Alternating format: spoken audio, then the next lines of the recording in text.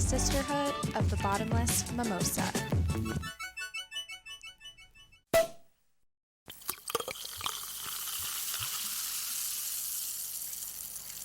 What's up, friends? Welcome back to the show.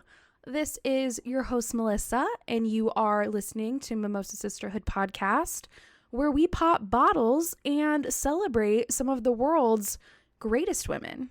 If you are new here, welcome to the show. We have 70 plus incredible podcast episodes for your binging pleasure, full of incredible women who have made massive impacts on history, society, the world. And we also have a really cool segment that features the everyday woman that is alive and well and kicking ass today. It's great. We've got a great thing going over here, and I'm so happy you found us. So I really hope you enjoyed today's episode. And for everybody else, welcome back to the pod. I love you, and I am feeling so much happiness, gratefulness, excitement over the fact that in the next couple of days, I will be hitting my 3-year podcast anniversary. On June 22nd of 2018 was the day that this podcast officially went live on Apple Podcasts. And boy, was that a wild feeling. I was so unbelievably excited and ecstatic, and I'll never forget how good that felt. And to be honest, that same feeling that I felt 3 years ago is still very much alive and well in my body, in my heart, and in my soul today. And I think that says a lot. And that's why I am just so ridiculously excited that I'm still here 3 years later. There's been a lot of ups, a lot of downs. This podcast has gone through some shit.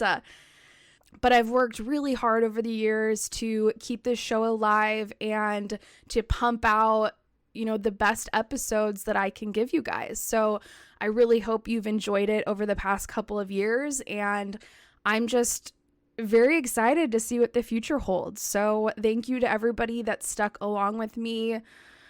It means the world, and I just want you to know that I really, really, really, really do appreciate you, and I love you a lot. So thank you. All right, well, today we have a really great Women's History episode for you, and we're doing a fun theme here today. We decided to make this episode a tribute to not only Pride Month, but also Juneteenth, which is in the next couple of days. So Rikki Bell is back on the mic with me today. She is on her 4th guest hosting episode with me, and I'm sure you remember her. She started off as a fan of this podcast, and today, 1 year later, she is not only a consistent guest host, but she's a really great friend of mine. So super excited to have Rikki back on the show. We have a great episode for you guys today. I'm not going to waste much time because I want to just hop into it, but I do want to ask you a quick favor, and that is to help spread the Mimosa Sisterhood word. We're 3 years into this, and all I see is a bright future ahead. And you can play a really, really huge role into keeping that bright light shining. And some of the ways in which you can help me do this is, of course, number one, by rating and reviewing on Apple Podcasts. But I know most of you have already done that because you're MVPs, baby. But some other ways that you can help are just sharing on social media. It's 2021. Everybody stares at their phones 100 hours a day, and they see what their friends are posting. And so something as simple as resharing one of my podcast social media clips to your stories, or screenshotting the Apple Podcast episode playing on your phone and tagging me in it on social media. Like, if there's ever an opportunity to tell another person about this podcast, it goes so unbelievably far, because word of mouth recommendations are the number one way that we can expand, we can continue growing, and that we can reach people out there in the world that don't know that we exist, but have been looking for a podcast just like this for years. So yeah, just a little food for thought there. All right, well, let's get into it. Pride, Juneteenth, we got this. I hope you guys enjoy the show.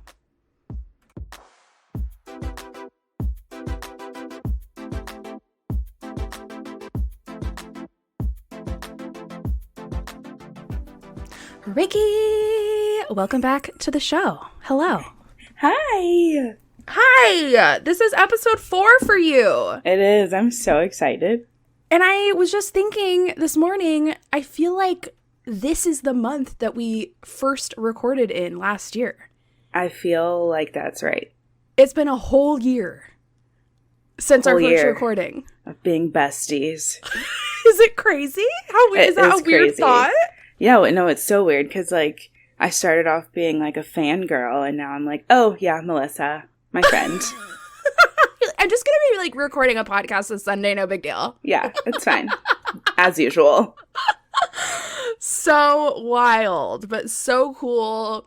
Again, just another example of how interesting life is, how weird life is. But I love all the weird and interesting because here you are and you've been a guest 4 times and people love you. So just keep coming back, please. Okay. You don't even have to ask. Anytime. I'm pretty sure I bought you your first mic after our first recording. You did. I, like, got this Amazon package and I was like, first of all, I know that I order things in my sleep sometimes, but I know I did not order anything from Amazon. And so I opened it, and there was, like, a little note in there, and I was like, oh, my gosh. Welcome to the show. Yes. You didn't ask, but I'm telling you. you. Now I'm stuck. Well, thank you for being here. No, and for always doing fantastic research and amazing presentations. And you've brought such awesome women to this podcast. And yeah, we're amped on it. So woohoo, 1-year anniversary. Woohoo. What else is going on? School just ended for you? Yeah, but I'm doing summer school until July 2nd. Oh God. Is summer school something you volunteer for or they make you do? No, purely volunteer work. Well, okay, I'm getting paid, but, like, I volunteered to do it. And it's all digital this year, so I don't have to actually, like, see the children. And it's easy. So, I don't remember. Is summer school for bad kids or just kids? It's, like, kids who, like, have either failed or they want to, like, take classes that they don't want to take during the school year. So, like, government or economics or something. Okay, cool. Because I have this, like, brief memory of me having to take summer school one year and remembering it wasn't for good. Like, it was like, you better get your shit together, bitch. Melissa. You got one last chance. I've never had to do summer school. Yeah, I have. Well, I will say a Hail Mary for you. Thank you. I had originally had a woman in mind for today that I wanted to cover specifically with you. But then we rerouted and we picked a different theme for the show, which we'll announce shortly. But since we're on the topic of English and literature and school, I'm curious if you have to know of this woman, but I'm curious if you know all of the details of her life. So the person I was going to cover today was Zelda Fitzgerald. No, I don't know everything about her, but F. Scott Fitzgerald is by far my favorite author of all time. Is he? Yes. So every time I teach Gatsby, like, I go into this, like, history of his life and his wife. Like, I know quite a bit. Mm-hmm. But, oh, man. Oh, that's so good. That's such a good one. It's so good. Well, I could just save it for next time. No, you have to. And you can't do any research on her in the meantime. No, I will not. I will not. I will keep it. I will not. Oh my gosh, I love that. Yeah, so they had a really wild, fucked up marriage, but we're going to save that story for another episode later down the road. Yes, because you already know I'm coming back. Oh, hell yeah. Well, what else? Is anything else going on? What's happening with the biz? Nothing. I just released the Pride stuff because it's Pride Month, and that's going well, but other than that, I'm just chilling. Nobody's really ordering anything right now. Guess I better make something else so I can pay my bills. What, that summer school's not cutting it? Nah, it's not. You know what, though? What I love about 2020, if there's one thing that we can pick out to love, it's that everybody was like, fuck the system. I don't trust shit. Nothing's reliable. I need to have my own side hustle. Yeah. Like, I need to be able to financially support myself with or without some, job that hired me. Oh my gosh, that's so true. And so my friend Megan is actually getting married this coming Saturday. And since I have a Cricut, she was like, hey, like, do you think we could make, like, some of the signage, like, for the wedding? And I was like, yeah, okay. So we got, like, these acrylic sheets and then put, like, the vinyl on there with the words and, like, painted the back of them. They look so good. Really? Yes. And then we looked them up on Etsy, and, like, the welcome sign that says, like, welcome to our wedding, selling for, like, $150. Bitch, whoa. I'm about to quit my job, I swear to you. Okay, so that's incredible, though. The ways in which you can expand outward from t-shirts. Yes. That's like that passive income shit that they talk about all the time, you know? Yes. You know what? I saw this, I'm in like a Facebook group for female entrepreneurs, and I saw this post, somebody asking so-and-so people about their side hustles, blah, blah, blah. And this woman literally commented that last year she got like fired from her job or whatever, laid off, and she started her own business reselling clothes on Poshmark, and that she's now making more money than her actual job, her annual salary from the job that she had been working for. Reselling clothes on Poshmark. Like her own clothes? Or like... I don't even, like, maybe even buying clothes from, like, getting clothes from Goodwill, Salvation Army, like, thrift stores, and then, like, reselling them for a higher amount. That is so smart. And then this girl that I went to college with, she sent me a TikTok the other day, and it was like, if you have really good handwriting, like, you could make $30 for writing somebody a card or, like, a handwritten note. And I'm like, I have good handwriting. The fuck? Crazy, right? You can't tell me nothing. I'm about to be rich.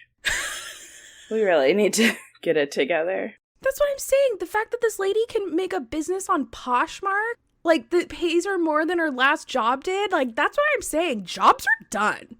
Jobs are canceled. We're done. We're done really with have jobs. To be. Yeah. Oh my gosh, that's amazing. Right? I need to meet this woman. I need to join that group. I know. That's or wild. At least getting on that passive income thing. My boyfriend's like, why are you up till 3 a.m. every night? 'Cause my brain is doing fucking backflips 24 hours a day and it never stops. This is what I think about till 3 a.m. I wish the people that are listening to this could see you right now. Because it's by far the funniest thing. Plus it's like pointing to her forehead like, my brain is thinking. Yeah. That's so funny. It's crazy. Well, I don't know how we got into entrepreneur talk, but I enjoyed that conversation. No, that was good. That was a good one. All right. Well, maybe we should start talking about women in podcasts. But of course, first, are we drinking? Are you drinking? It's in the afternoon. It's Sunday. What's happening over there? It is. Well, I have a graduation party to go to after today. This. Yeah. Oh, shit. So I can't get like drunk. But I'm having my favorite White Claw, a nice blackberry. That blackberry is so good. They just need to make a pack of blackberry. I think they have that, don't they? No, they do not. Oh. Just blackberry. That's all I need. You know there are people on TikTok that hate people that like blackberry. well, they can give them all to me, and they can have that nasty-ass black cherry, because that shit's Oh, foul. that's what I'm thinking of. That's what I was thinking of. Ew, Melissa. The black cherry. I didn't know there was a blackberry. Yeah, Is it's this new? Yeah, they came out with blackberry. That's why I didn't know what was going on in my head. I'm like, and blackberry. strawberry. Okay, we don't have those yet. What the fuck? I have not seen a new pack of White Claw. The best. It's the best. All right, heading straight to the liquor store after this. What in the world is going on? I'll just mail them to you. Amazing. Yeah, let me see. What does it look like? Let me see the claw. It's purple. Okay, yeah, we don't have this. I'm offended. This is rude. It's so good. It's the best one that they have. All right, well, yeah, this is turning into my Sunday plan. Yeah, you gotta go. You gotta go try to find it. After I drink this gallon of Cook's champagne, I don't even know how many ounces this is, but like, it's basically a handle. Like, if you were to buy a handle of vodka, this is a handle of champagne. It's huge. You're gonna have the worst headache. Well, it's only 11 o'clock, almost 12 now here, and that's my mimosa drinking hour, and it's Sunday. And I already told you, but yesterday I was at Costco, and I was like, oh shit, I need to get champagne for tomorrow. So I head to their liquor area, and I'm like, why would I spend $15 for a regular sized bottle of champagne when I could spend $7.99 for a handle of champagne? A literal handle. So I got the handle of Cook's bubbly, and I was like, even if I only drink a quarter of this, it's still cost effective. Yes. So I'm buying it. I'm going to have to text you tomorrow to see where your head's at. Yeah, it's going to be actually a long day of drinking today, so this is just my pregame, to be honest. But yeah, we're doing mimosas, guys, and I love that because I need to drink more mimosas on this show. Yeah, you do. But that's hard to do when you record podcasts at 8 o'clock at night, usually. True. So that's why I love our weekend podcast, because I can pop out my bubs. What kind of orange juice do you use? Tropicana, baby. Okay. And similar story. The last time I bought this, I was at Whole Foods, and I was like, oh shit, we need some orange juice. I'm not going to pay $20 for fresh squeezed organic orange juice. No, so ma'am. I went to the liquor store and got this fucking giant beast for $1.99. Why not? Orange juice is orange juice, especially if you're just mixing it. Like, yeah, Whole Foods is like, the pulp. our hand squeezed orange juice for $25, and it's like 10 ounces. Like, give me a break. Yeah. No, that's like a sip of orange juice. I don't want to chew my orange juice either. No. Ugh. Ew, that made me want to throw up.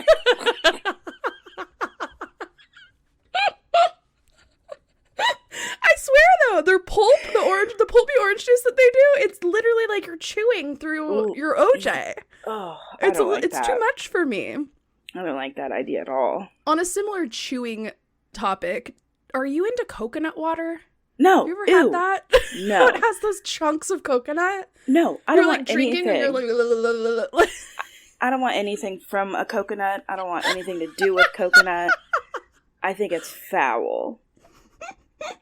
And like those people that are making like the nature's cereal or whatever on TikTok, like, shut up. You know that shit's nasty. Shut up. Is that when they are like pouring milk into, what was it? No, it's like coconut water, and then they pour it on top of like berries and shit. Like, get the fuck out of here. Didn't some fucking celebrity invent that? Who did that? Lizzo. Okay, that's what I thought. I can't. Like, just fucking eat the berries and drink the damn coconut water if that's what you want to do. Yeah, that does not sound good to me. No, that's foul. No. And then she, like, put, like, pieces of ice in it. Like, I can't. Yeah. That's no, gross. Thank you. I'll just have a fried egg and some toast. Like, I'm good. Shit. I will eat the bacon. I don't care. For real. All right. Well, let's do this. So I already mentioned I came at Rikki a couple days ago and was like, I have an idea. We should make this a themed episode. I know I have already done an entire week's worth of research on Zelda Fitzgerald, but we can cover her any day. It's June. We're celebrating Pride this month. Juneteenth is coming up. And let's combine the two together and make this a Pride Juneteenth episode. And I think it's so cool because, like we already said, this time last year, unplanned, I covered Marsha P. Johnson, one of the fierce leaders that brought Pride even into existence after she went to war in the Stonewall riots. And you covered Dr. Maya Angelou. I did. Our first recording ever. It was so good. I know. So I thought, let's do it again, baby. We're switching it up this time, though. Rikki's taking Pride. I'm taking Juneteenth. And we got some good stories to tell you guys today. Yeah, we're so ready. And Rikki, you're going to kick it off for us. I am. I'm so excited. So when we decided that I was going to cover Pride, I was like, well, I don't really know much about Pride. I mean, like, obviously I know Marsha and, like, Stonewall, but I wanted to cover something else. And so today I'm covering a woman named Ruth Charlotte Ellis, or Ruthie. So, she was born July 23rd, 1899. Wow. Yeah. We're throwing it back. Like, back, dusty. In Springfield, Illinois. And she was with her family, obviously. And there was only a few Black people in her town during this time. So she kind of grew up in integrated neighborhoods, and her family experienced lots of discrimination, and they were barred from going to restaurants and theaters and other public facilities. Her dad, his name was Charlie, he was a self-educated man who had been a slave, but ended up becoming the first African-American mail carrier in Illinois. Oh my God! No way! Isn't How so funny. Cool? Mail carrier, stagecoach, Mary Fields. Yes. That's exactly what I thought about as soon as I read that. I was like, oh, I have to say this. So her mom died when she was only 12, and she was once quoted as saying, "My mother died just about the time I started menstruating, so she showed me that, but from then nobody told me anything." And I can't even imagine, because she grew up with her dad and then 3 older brothers. So, like, there were no sisters, just her. But she knew that she was attracted to women at an early age. So, at age 16, she was attracted to her high school gym teacher, who... This is going to sound so weird. It's just... I know. The theme of every, like, movie ever. I know, seriously. That damn female gym teacher. Damn gym teacher. But it was like, I think it was more of like a respect kind of thing, because they had to like hold hands to do something in gym, and the teacher was the only person that would hold her hand because she was Black. So I think it was more of that. But she didn't really have anybody to talk to about the way she was feeling. But she says that she never really had to come out, because she never felt the need to hide her sexual orientation from her father or her brothers. They were pretty open. Oh, wow. That's cool. Yeah, so that's awesome. So she graduated high school in 1919. And at the time, when fewer than 7% of African Americans graduated from high school, she was able to do that. So that was awesome. And then in the 1920s, she met the only woman that she ever lived with, a lady named Cicely Babe Franklin. Both of them were encouraged by the promise and the idea of making more money, and so they moved to Detroit in 1937, where she was essentially just a nanny and like took care of this little like 7-year-old boy. Soon after, she put her printing press knowledge that she had picked up back in Illinois, and she worked to secure a position with a company that printed things. So while she worked at this printing press, she decided that she had all of the knowledge that she needed to start her own printing press business. Dang! So she fucking did. Yeah. So her and Babe bought a house, and I guess she got money from some sort of inheritance. I don't really know like the specifics, but she started a printing press shop in the front of her house. See, right on theme with our entrepreneur. No such thing as jobs. You just handle it, babe. She's killing it. So she also taught herself photography, and she ran the printing company and the darkroom out of her home too. So she created stationery, flyers, posters, raffle tickets for churches and small businesses around Detroit. She was killing it. She was the first woman in Michigan to have her own printing business. And at the time, African American women owned less than 1% of the business in Detroit. Oh, wow. Yeah. So from the 1940s to the 1960s, Ruth and Babe's home kind of became a gathering spot for the African American LGBTQ community. They had lots of social venues. They didn't have a lot of social venues at the time. And so all of these youth were coming to her and Babe's house. And it was known in the community as the gay spot. Oh, nice. I know. So people gathered there to sing, dance, play cards. She became a source of support for the LGBTQ youth. And she was known to buy books and food for the young people, and she even helped a lot of them with their college tuition. Nice. Which is so cool. Yeah.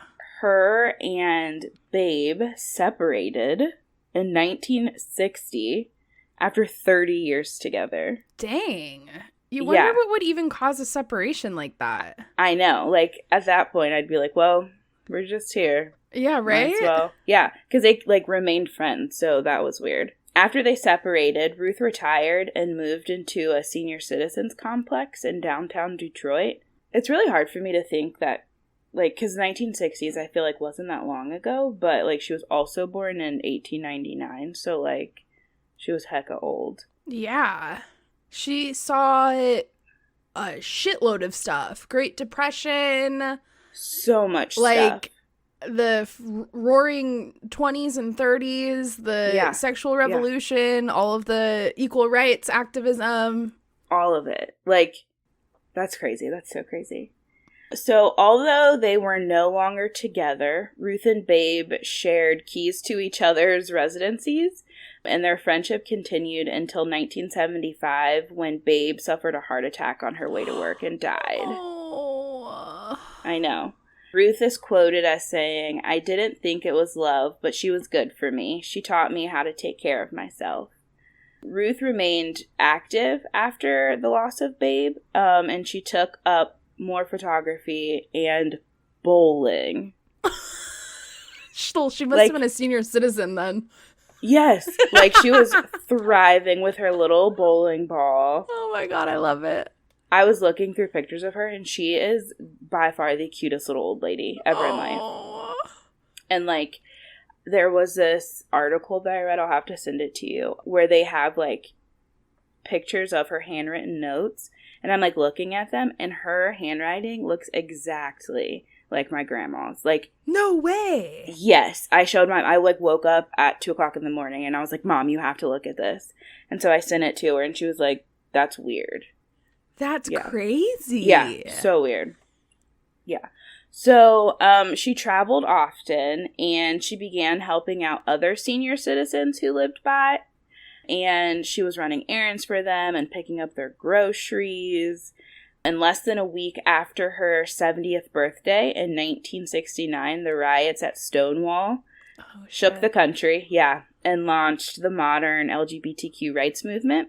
And this sudden surge in the community made Ruth something of a community celebrity. Yeah. She was often invited to speak at national events, and she became a fixture at Michigan's Women's Music Festival. In the late 1980s, when she was in her 80s, she attended self-defense classes. What? Yes. She's like, I'm going to become a black belt at 80? Yeah. What? I'm telling you, when I am 80, don't talk to me, don't ask me shit, don't even look at me, because I'm not trying to be nice to people. Oh my God, she's in jujitsu. Yeah, kicking people's asses. Yeah. I wonder if something sparked that. I think she just wanted to, stay active all the time. Yeah, okay. But, my ass would be just leave me on the couch, don't touch me. Don't touch me. So, she met this lady named Jay, who she correctly identified as a fellow lesbian. And the two had dinner, and Jay began introducing Ruth around. So soon, crowds were lining up to dance with her at parties and social functions, where she developed a reputation for repeatedly wearing out dance partners on the dance floor. Ma'am. Oh my God. Yeah.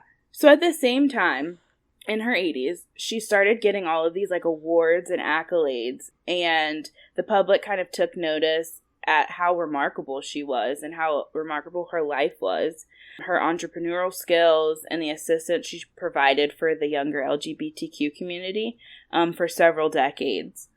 And so she drew attention locally and nationally as the oldest African-American lesbian in Michigan and possibly the nation as she approached 100 years old. What? Holy shit. Yeah. Like, amazing. You know what, though? Like, probably all of that mental work with her business, the things she was making, creating, building, like, they always say, you know, not only do you have to be physically fit, not fit, but, like, be physical, like, move your body, but also your brain. You got to keep your brain functioning because, you know, when people get old, they tend to just kind of, like, kick back and watch TV, but, like, nothing's functioning there. It's just like you turn into this vegetable and you're just like staring at like a computer screen basically, and all the lights and stuff. It's like draining you almost, you know? Literally. And she was like, no, fuck that. Yeah. She's like, nope, I'm keeping this brain and this body active. We doing it. I'm living till 100, baby. And I feel like all of the people who are unproblematic in society live to be so old, or at least like look like they're so young even though they're 100 years old, you know? Yeah. So I love that. So there were multiple newspaper profiles written and photos were published, lots of interviews, and Ruth even earned national awards. To her, though, it was kind of strange and funny because she thought she was just an ordinary person. Yeah. And then also in her later years, she traveled with a group called the Golden Threads. And it was an organization of older lesbians. I wonder what the name references. Were they sewing? Like, I have no idea. So each year for her birthday, she would like go out to local schools and fairs and hand out Baby Ruth candy bars. Oh my God, how cute. I know. I just want to put her in my pocket. She was so cute. And so, for her 100th birthday, she planned to not only hand out candy bars, but she was quoted as saying that she would party all day. In fact, I think I'm going to party for 2 or 3 days. Why not? I'm going to have all kinds of people at my party, gay and straight. I think sometimes now there is a little bit too much separation. I love all kinds of people, and I'm going to dance for days. Booyah! Yeah, she was like, fuck all the bullshit. At 100 years old. 100. Holy moly. I'm telling you, like, just put me in a fucking hole because there's no way. She clearly she was sharp. Yeah. She was sharp. She had a lot of energy. Wow. And, like, there's pictures of her at 100 years old, and she looks like she's maybe, like, 70. Whoa. I'm telling you, black don't crack. So, in 1999, also on her 100th birthday, she led San Francisco's Dyke March, where thousands of women sang happy birthday to her at the first of many celebrations for the whole month. Holy shit.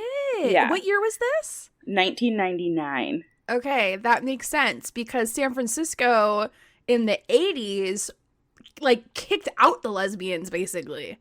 Wow. They were like, fuck off, bitches. This is our town. We're gay dudes taking over SF. But then after the AIDS epidemic, it was only the lesbians that showed up for the gay guys that were dying. Right, right. So then they were like, all right, you can come back. Like, guess there's room for the both of us, I guess. That's so bizarre. Like, wouldn't you want to, like, be together and acknowledge the fact that, like, that's so bizarre. This is a very interesting point, though, that we're making because a very common thing happens within My Lady's story. Oh, man, I'm so and excited. It's the topic of men advocating for themselves above the women who belong to the exact same category as them. Yes. Yes.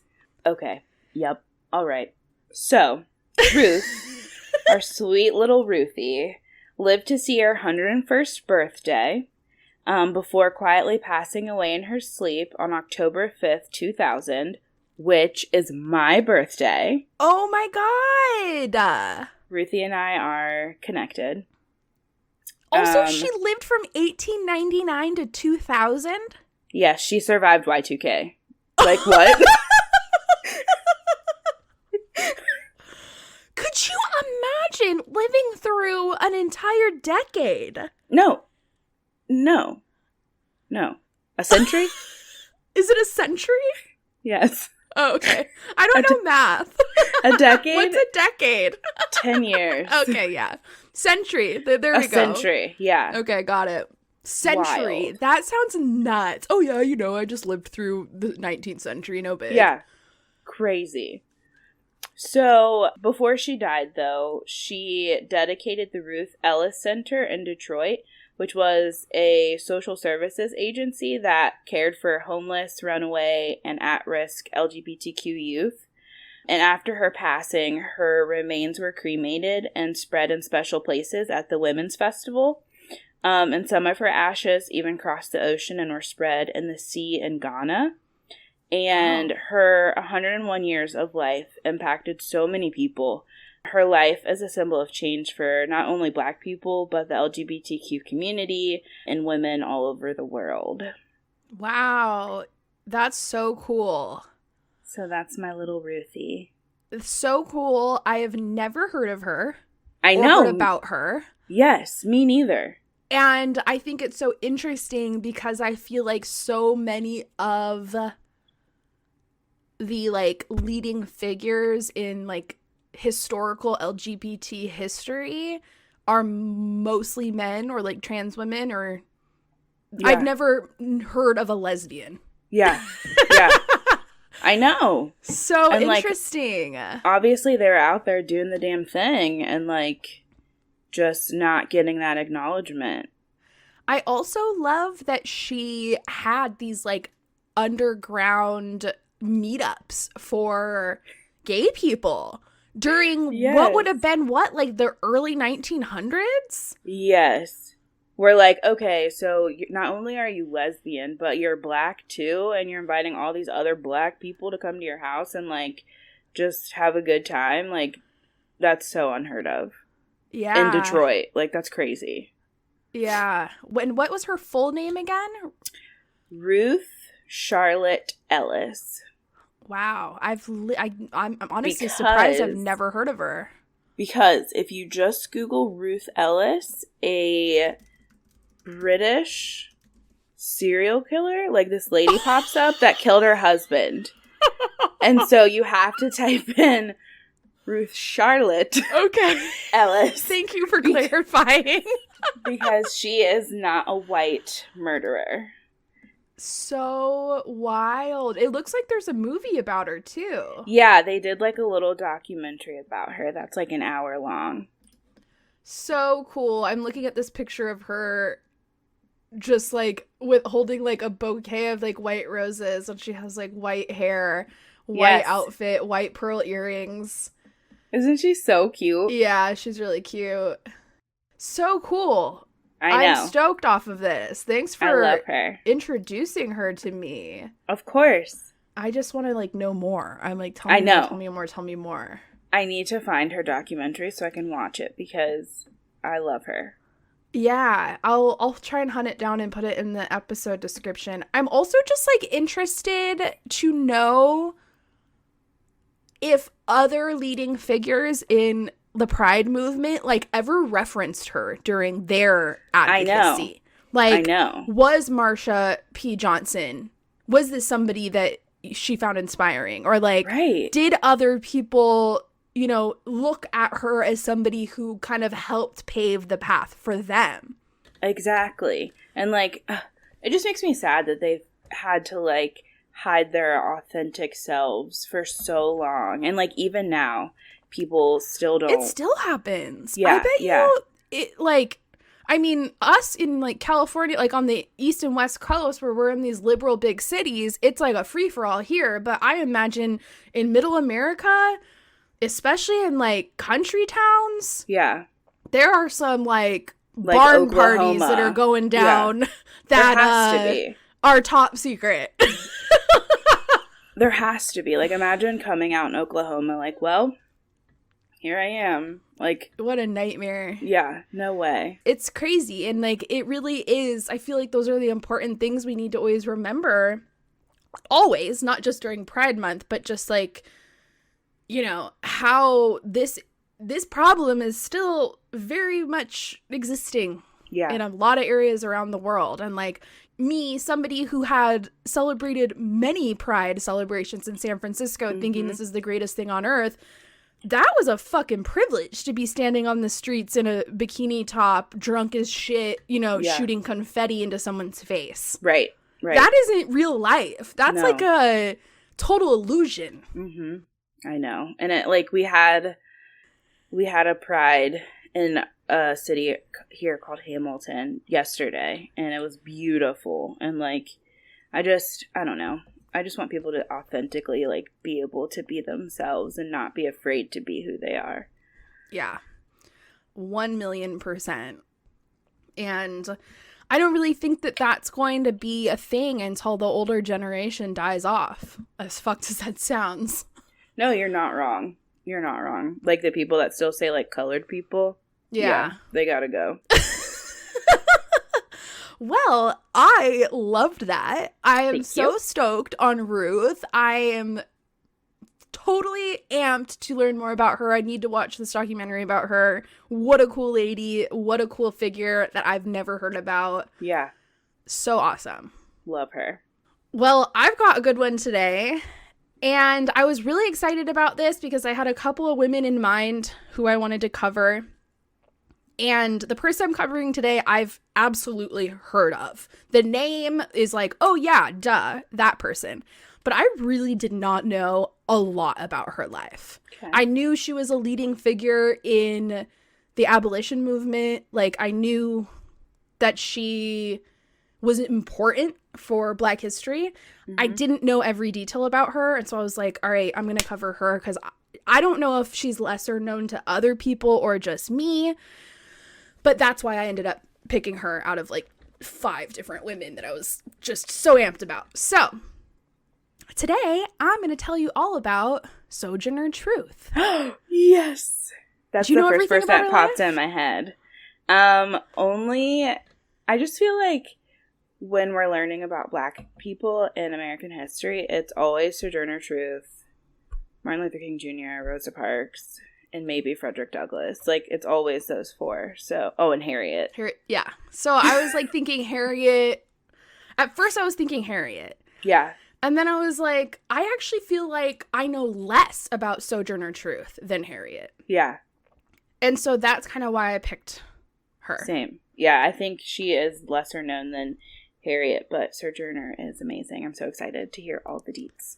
Yes. So, of course, this is going to include a lot of tragedy because a massive portion of her life was devastating. Yeah.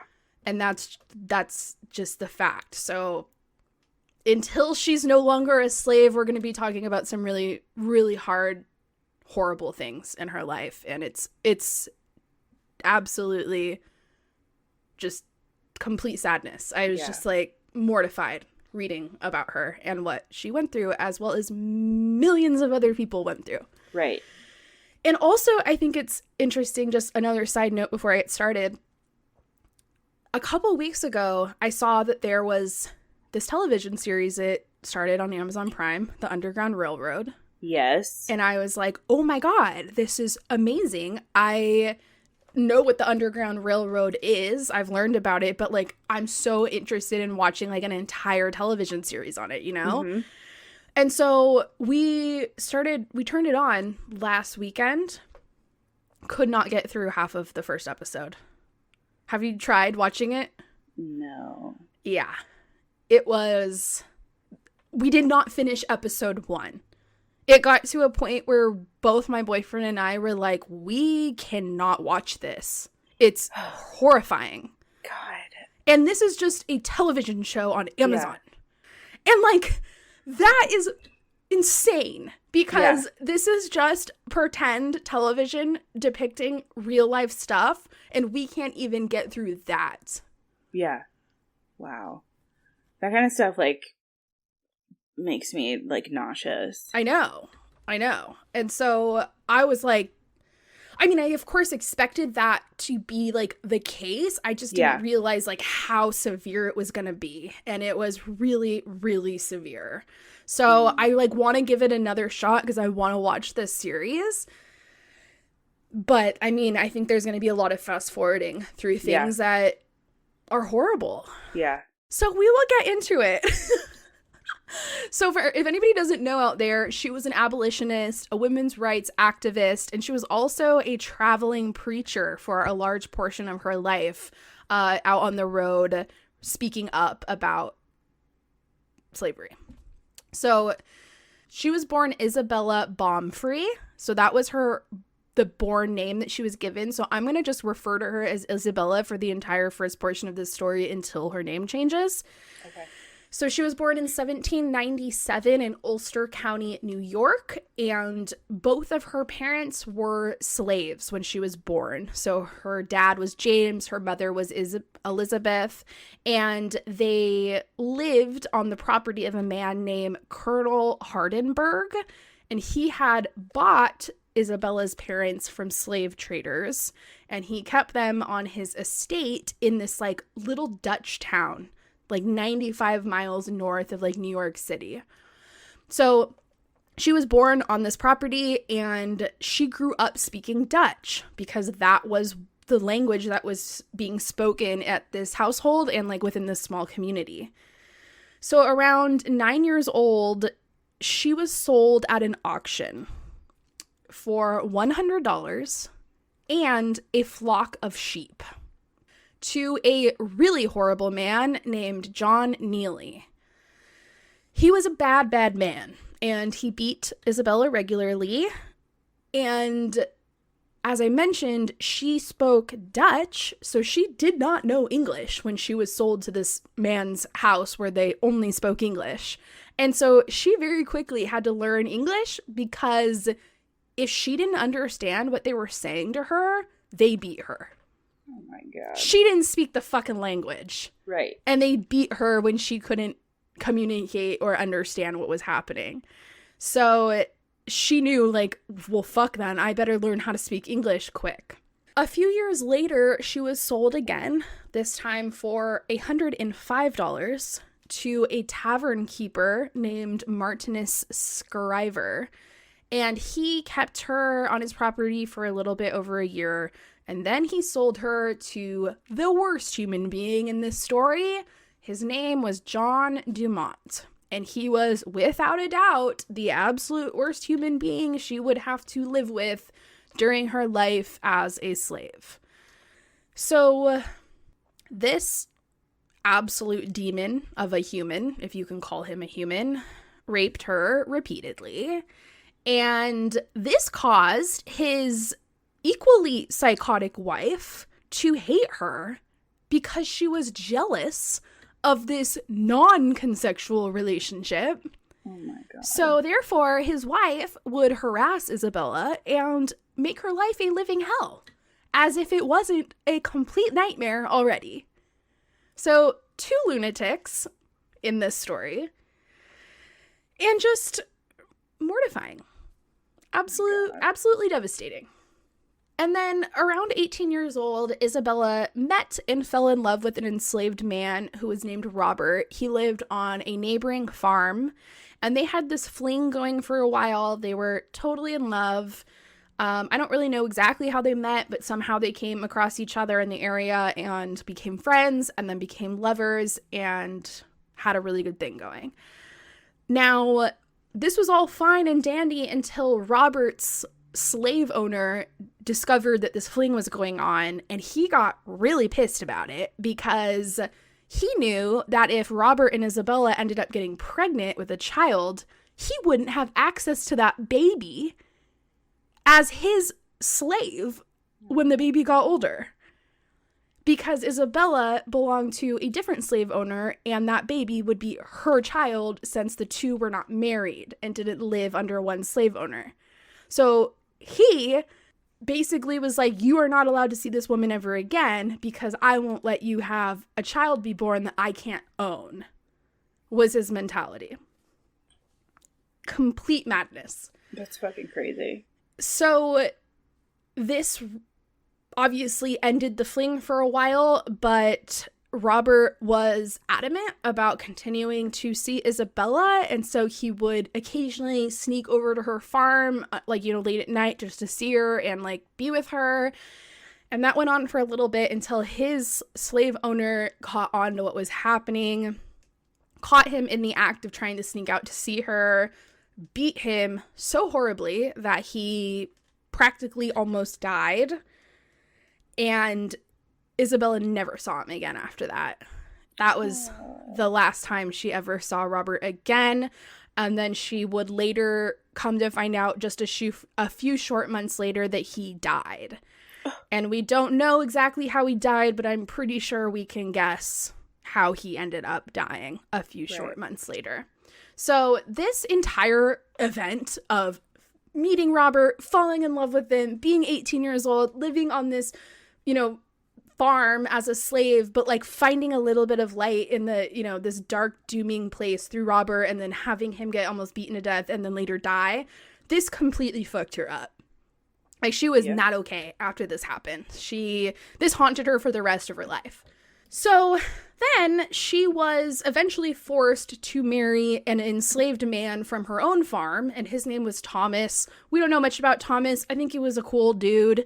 I heard that he was much older than her, but for the most part, I think they were just two people that worked on this farm, and they were like, you guys have to get married and produce children. So that's just what happened. And Isabella went on to have a total of 5 children. Her first child was named James, and he died during childhood. I don't know how. Her second child was named Diana, and she was the result of a rape by her owner, John Dumont.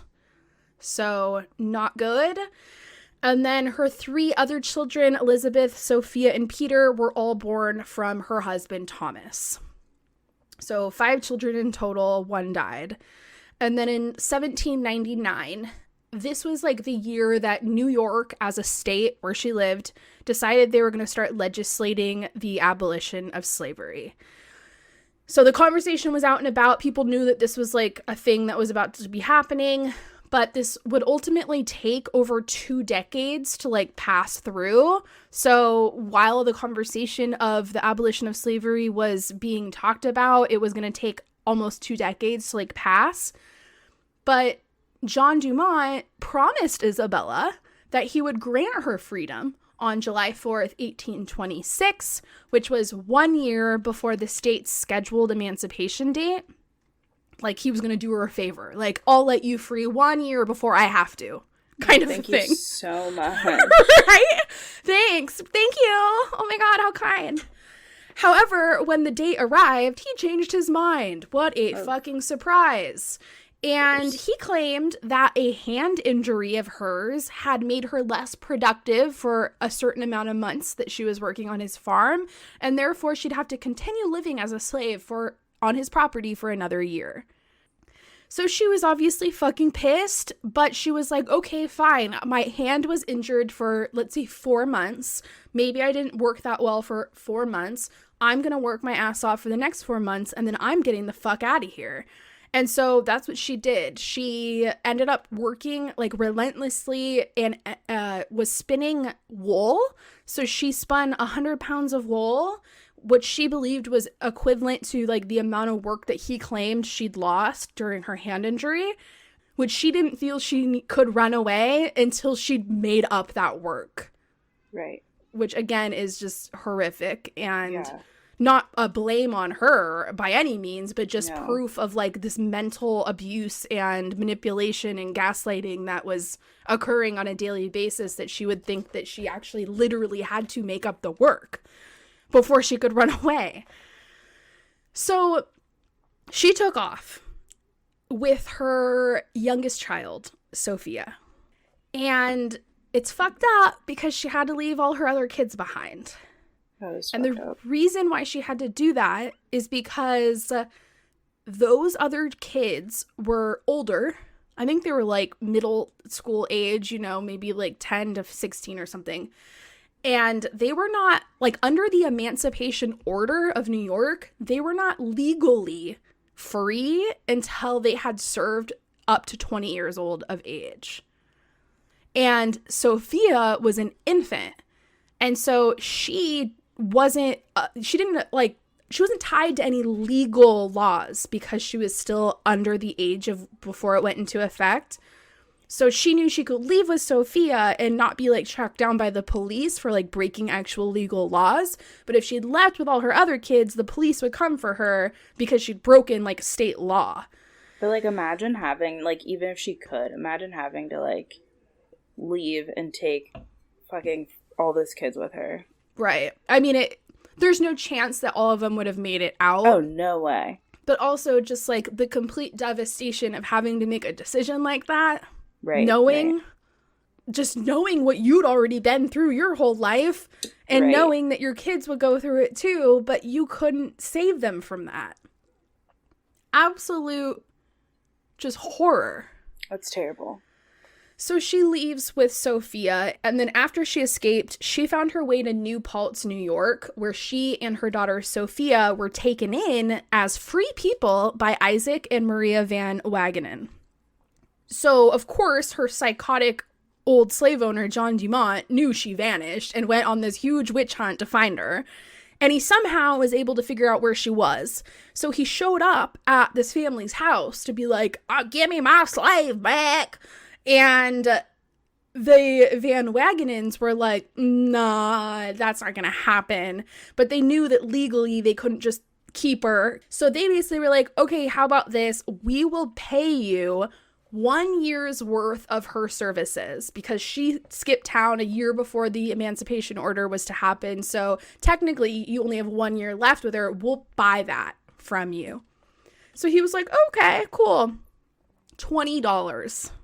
No fucking way, dude. The cost of 1 year's worth of her service as a slave on his farm. Insane. Oh my gosh, that's disgusting. It's absolutely horrific. So they paid the $20 and her and her daughter got to live as free people after that point. So thank God for that. She was free. Literally, she was free. It was over. The nightmare was fucking finally over. So shortly after this, the New York anti-slavery law was passed. And Isabella found out through the grapevine that her fucking psychotic ex-slave owner, John Dumont, illegally sold her 5-year-old son to a man in Alabama. So they should have all been freed. And he still, like, tried to, like, on the black market, sell a 5-year-old kid to some sack of shit in Alabama. And I don't know how she found out about it, but she did. So she worked with this family that she was living with, the Van Wagenens, to, like, we got to get him back. Like, he literally broke the law and, like, we can fight this. Yeah.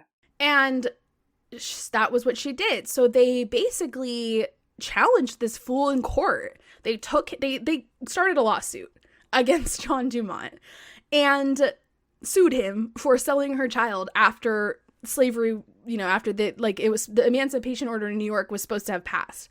So after months of legal proceedings, she fucking won and regained the custody of her son, Peter, who, of course, she discovered had been badly abused by the family that he was sold to. But this event led Isabella to becoming the first Black woman to sue a white man in the United States of court and win. Fuck yeah. I support that. I love it. Yes. So amazing. She got her kid back. Now she has 2 kids with her. And while she was living with the Van Wagenens, she had, like, this life-changing religious experience, and she ended up becoming a devout Christian. And so in 1829, she moved away with her son, Peter. I don't know what happened to Sophia. We don't ever hear about Sophia again after this. Oh, shit. I know. So I'm not really sure what happened there. Oh. But she left with her son, Peter, to New York City. And she became a housekeeper for an evangelist, or how do you say that? Evangelist? Yeah. For an evangelist preacher named Elijah Pearson. And 3 years later, she left that job and went to go work for a different preacher named Robert Matthews. But she, at this point, had now for like 4 years been living with like preachers, and this like faith in her life made a huge impact on her to want to become a preacher. Mm-hmm. So in 1843, she became a Methodist, and she changed her name to Sojourner Truth on Pentecost Sunday. And she gave herself this name after she was convinced that God had called her to leave the city and go into the countryside to preach the gospel. So she packed a few of her things in a pillowcase and took off and went on a journey to speak out against slavery and oppression. Damn. Yeah, bounced. We on the road, homies. We're gonna come out here and preach this shit. That is so crazy, because I feel like if I had gone through all of that shit and then right, I would have been like, all right, well, I'm just gonna chill, like, right? I'm not trying to make waves, but like, you know what though, like, I'm not a religious person. I've told that like 1,000 times on this podcast. It's just not my thing. Yeah. But I do know that, like, I mean, just think of like addiction in general. You know how so many rehab groups are like built around religion, mm-hmm. like helping people like look to God and like find like internal purpose and meaning to rebuild themselves.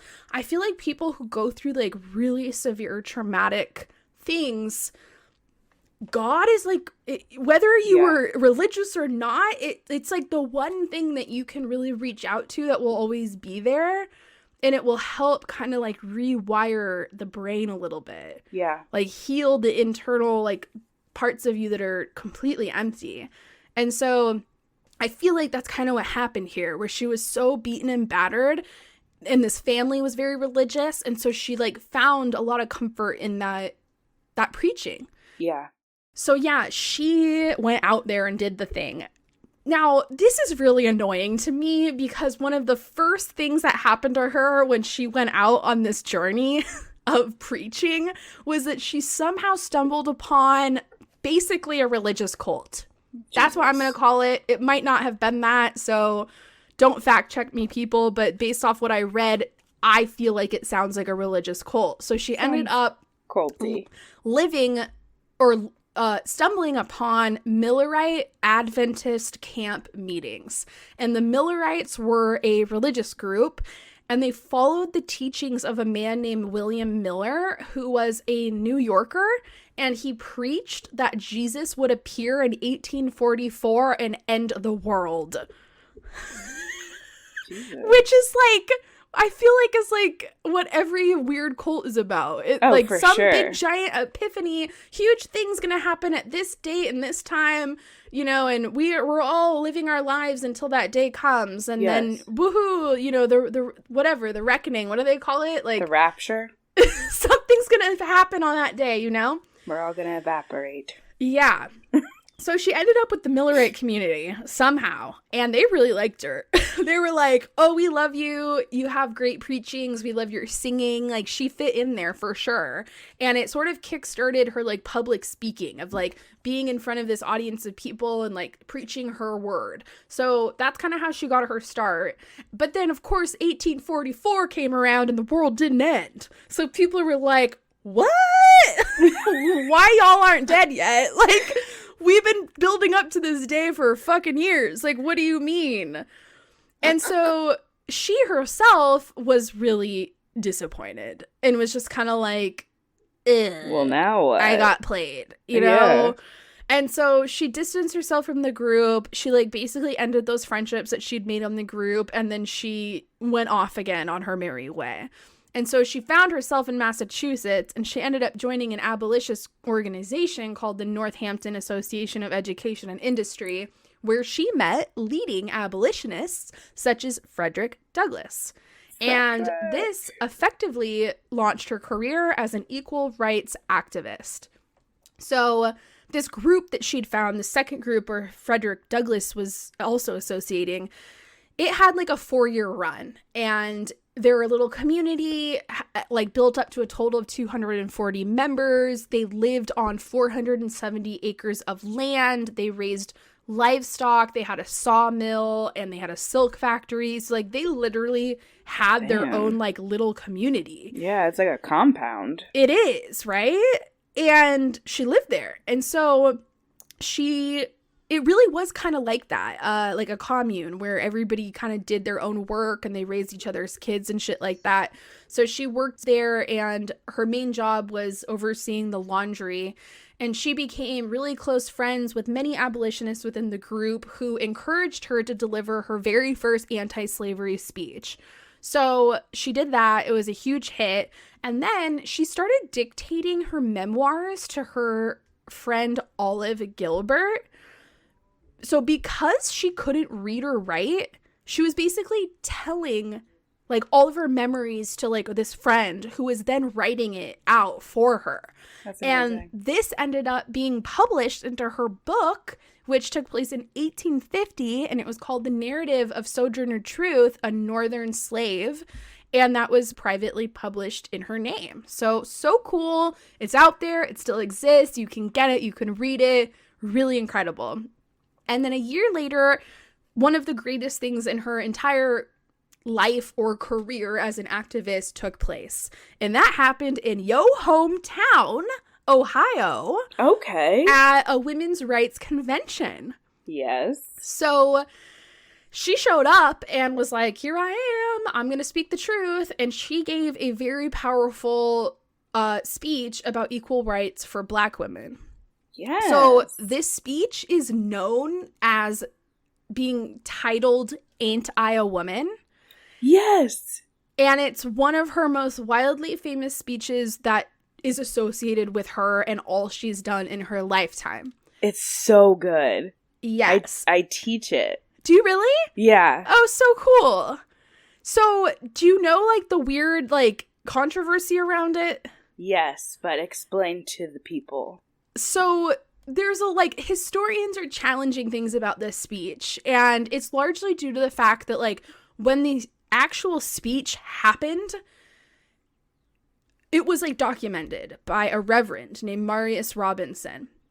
But then like 12 years later, some other dude who was an abolitionist like republished this speech, but he like gave it this title, Ain't I a Woman? He kind of tweaked a little bit of the verbiage. And the only reason why they believe he tweaked some of the verbiage is because like the second version of the speech had like a lot of language that would have reflected somebody with like a Southern twang about them. Yep. And she wasn't from the fucking South. At all. She lived in New York and she grew up Dutch. Like she only spoke Dutch. She had to learn English. So at no point in her entire life did she ever live in the South or would have been around people with a Southern accent. She would have never developed that Southern accent that would have resulted in a speech being transcripted with a Southern accent in it.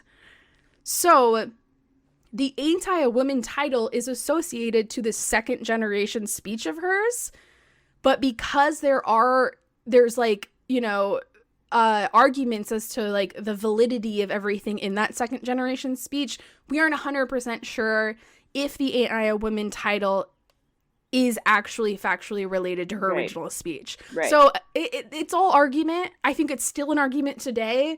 One person says this, another person says that. History's fighting about it. We don't know. I don't know if we'll ever know. But I felt I would share with you guys the original speech that they do have recorded from the Reverend who was there when it was first announced out loud. Mm-hmm. And I will read that out loud to you. Okay, so this is the speech. I want to say a few words about this matter. I am a woman's rights. I have as much muscle as any man and can do as much work as any man. I have plowed and reaped and husked and chopped and mowed. And can any man do more than that? I have heard much about the sexes being equal. I can carry as much as any man and can eat as much too, if I can get it. I am as strong as any man that is now. As for intellect, all I can say is, if a woman have a pint and a man a quart, why can't she have a little pint full? You need not be afraid to give us our rights for fear we will take too much, for we can't take more than our pint will hold. The poor men seems to be all in confusion and don't know what to do. Why, children? If you have women's rights, give it to her and you will feel better. You will have your own rights, and they won't be so much trouble. I can't read, but I can hear. I have heard the Bible and have learned that Eve caused man to sin. Well, if women upset the world, do give her a chance to set it right side up again. The lady has spoken about Jesus, how he never spurned women from him, and she was right. When Lazarus died, Mary and Martha came to him with faith and love and besought him to raise their brother. And Jesus wept, and Lazarus came forth. And how came Jesus into the world? Through God who created him and the woman who bore him. Man, where was your part? But that's my favorite part. That's my favorite part in the whole speech. But the women are coming up, blessed be God, and a few of the men are coming up with them. But man is in a tight place. The poor slave is on him. Woman is coming on him. He is surely between a hawk and a buzzard. So that was her speech. She told them. I do think it's so funny, though, that she says, like, man, what was your involvement? Right. God created man and woman created human. So where did you come into the mix? Correct. How did you get so high and mighty? Right. You weren't even involved in the story. Then leave it to a man to take her fucking speech and say, I wrote this. Right? Insane. So this is one of the most famous speeches that she has. You'll hear about it when you hear about her. So that was it. And again, lots of weird nuances about the factuality of it later in life. But that was her original speech. It's amazing. So over the next 10 years, she spoke before hundreds of audiences and became a well-known figure leading women's rights activists. She spoke at abolition conventions, equal rights conventions, women's suffrage conventions, and conventions that were known as Negro freedom. She spent the remainder of her life fighting for a more equal society for Black people and for women. And many historians today consider her a leading figure in addressing intersecting social justice issues. So, like, at this time, most women's rights activists were white women. Yep. Just fighting for women's rights. That's all. But she was a woman who was also a formerly enslaved Black woman. So she's not only fighting for women's rights, she's fighting for Black women's rights, which is a whole nother playing field than any other white woman out there on a podium. Right. And so a historian named Martha Jones wrote, quote, "When a Black woman like Truth spoke of rights, they mixed their ideas with challenges to slavery and to racism. Truth told her own stories, ones that suggested that a women's movement might take another direction, one that championed the broad interest of all humanity." And so that's where this, like, intersectional feminism comes into play of, like, there are so many things involved here. And yeah. Like that, like it's usually never just one thing. Like most people even today, belong to numerous categories of potential injustice. It's usually not just a one stream thing. And so a lot of historians kind of give her this credit of bringing this to light. And so once the Civil War began, she switched her focus and began recruiting Black soldiers for the war. She worked in Washington, D.C. for the National Freedmen's Relief Association, and she rallied people to donate food, clothes, and other supplies for Black refugees. And her activism gained huge attention. None other than President Abraham Lincoln, who invited her to the White House and showed her a Bible that was given to him by Black people. He's like, welcome to my home. Let me show you this Bible that was gifted to me by one of yours. You know what I mean? He's like one of those people that are like, yeah, I'm not racist. I have Black friends. Like, here's my Bible. I can't. He probably took that shit and was like, it's mine now. Right? Oh my God. While she was in Washington, like, shooting the shit at the White House with Abe Lincoln, she went and, like, hung out around town for a little bit, and she was like, well, I just got invited to the White House by the president, so fuck y'all, I'm getting on the white-only streetcars. And so, yeah, fuck it. And so she did. She was riding the white-only streetcars, like, here I am in the hood, babies, what are you gonna do about it? Like, she wasn't fucking around out there. I love it. Yeah. So after the Civil War ended, she ended up working tirelessly for years to help out the poverty-stricken, freed Black Americans find jobs. So that's kind of what she did in her later life. And then she ended up like slowing down after this. She's like, all right, I'm getting old. Like, I've done a lot of work here. So in 1867, she moved to Battle Creek, Michigan, where a couple of her children lived. I don't know which ones. I believe it was just her daughters. I don't know if it was Sophia, the infant that kind of like vanished off the story in the like halfway through. Maybe the rapture took her. Yeah, oh I don't know. I know for sure it wasn't her son Peter, because he ended up literally vanishing in this story. He like ended up going into the Navy or something like that, and they exchanged a couple of letters back and forth and then never heard from him again. So he obviously died at some point that he was away on this boat. So she went to Michigan and met up with a couple of her daughters who now at this point had grandchildren. Aww. So they were all living together in Michigan.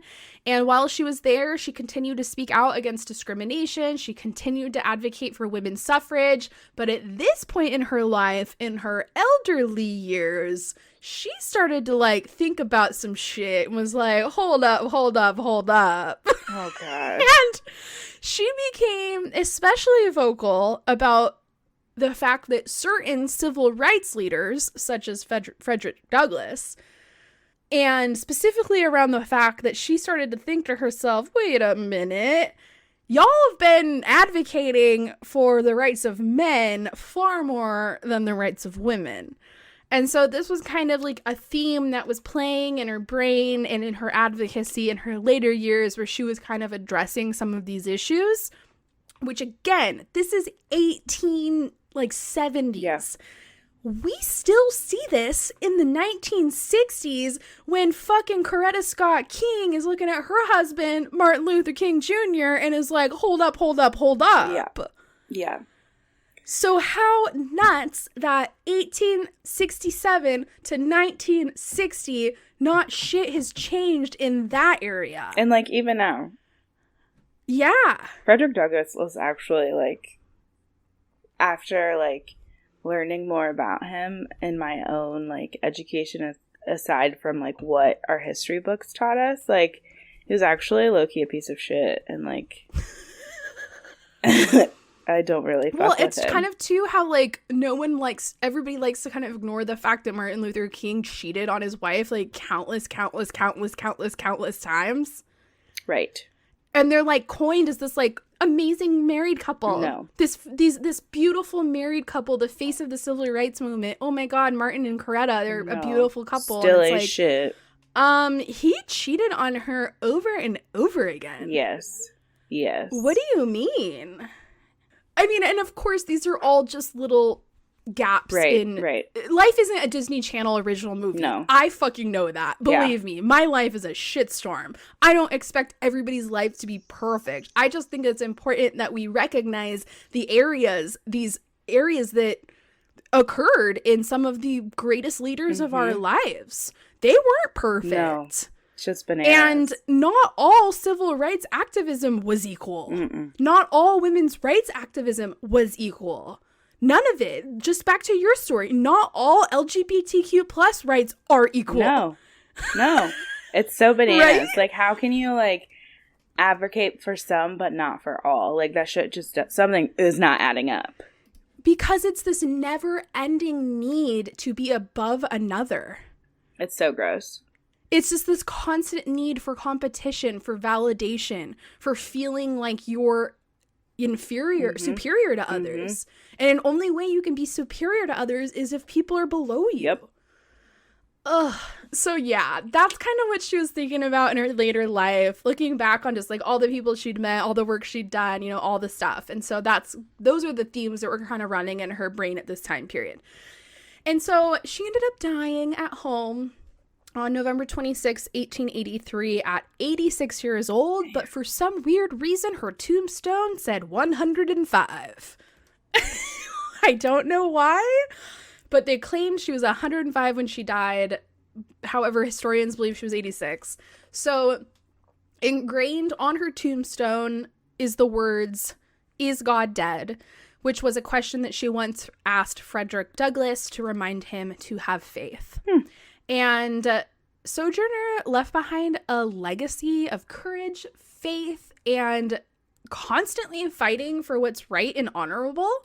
But she also left behind a legacy of words and songs that are included in her autobiography that we should all read. So I'm also going to link that in the show notes. It's like, I just feel like with books and history, sometimes I just like want that shit in my house. Yeah.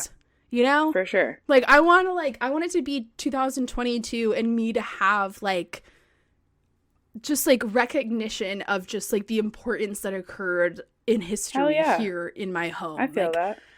I just, like, dream to have, like, a massive library one day in my house. Like Belle from Beauty and the Beast. Because yes, that's what I think and you about. get one of those giant ladders and, like, slide across. Yeah. I'd love it. And then, of course, to end on a quote, she says, "Children, who made your skin white? Was it not God? Who made mine black? Was it not the same God? Am I to blame, therefore, because my skin is black? Does God love colored children as well as white children? And did not the same Savior die to save one as well as the other?" Yes, Sojourner. That's a good one. Yeah. That's a good one. So that's her life. That is her life. What a baddie. What a baddie. And I just think her story is one that so many other people went through that we'll never hear about, know their names, know their experience, know what their family went through.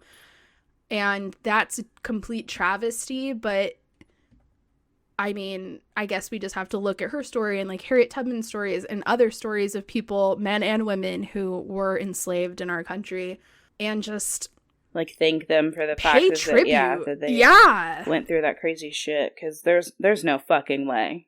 There's no way. Yeah. Really, really hard. And then again, like the point you make, how do you live that kind of a life and then go on to just like do all this shit? Yeah, and like help all these other people. That's wild. Again, like you said, like I need help. Like I need to lay down and like mourn what I've gone through, grieve the life that was ripped away from me, my children, like all this shit. Like, and that's exhausting. I almost feel like it's almost like a coping method of like, if you stop and reflect and try and heal, then like you're wasting time of like being able to make change.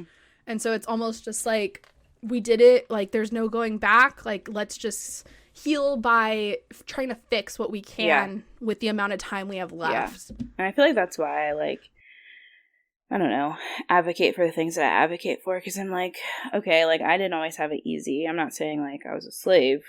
I was not a slave. But like I've gone through enough, and like to be able to like help my students in a way that like I didn't have the help, like that's what it's all about, I guess. Right? It's hard. I agree. It is what it is. Whew. That was a good one. That's our Pride Juneteenth episode. That was so good. So good. Two baddies. I mean, I feel like you definitely introduced somebody that at least was super new to me. I'd never heard of. And I was able to kind of introduce a more historical figure that I'm sure people have heard of. Did you know everything about her life? No. Like now that you've heard it? No. Okay. No, I literally knew like what our history books taught us about her. Like, she was a slave. she was free.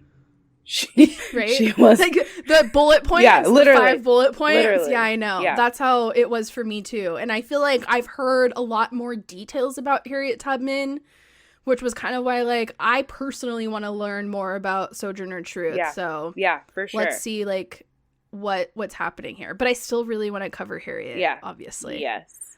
I love Harriet. That's a must. A must. Which I already, like, started reading more in depthly in her story, and I'm just like, oh my god. Yeah, I know.